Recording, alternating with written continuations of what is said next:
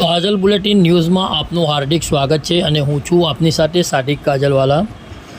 દર્શક મિત્રો, વડોદરા શહેરમાં ગઈકાલે આવેલ ભયાનક વાવાઝોડાના કારણે અનેક વૃક્ષોની સાથે હોર્ડિંગો પણ ધરાશયી થયા હતા અને સાથે સાથે ભારે તારાજી સર્જી હતી।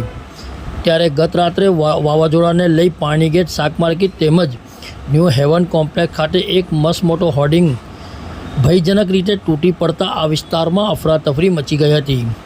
સદનસીબે કોઈ જાનહાનિના સમાચાર નથી, પરંતુ પાલિકા દ્વારા આવા હોર્ડિંગો પર અંકુશ લાવવા લોકમુખે ચર્ચાઓ જોવા મળી હતી। વડોદરાથી સાદિક કાજલવાલાનો ખાસ રિપોર્ટ।